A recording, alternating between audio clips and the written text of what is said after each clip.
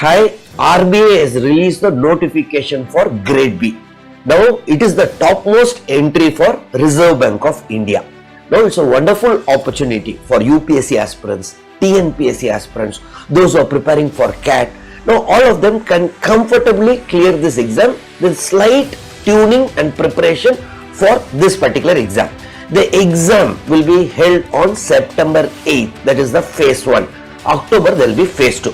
Now, keeping this in mind, because the salary is almost 1,11,000 entry pay itself, in addition house rent allowance also they are giving. So, keeping this in mind, we are launching a program, one coaching program for RBI Grade B.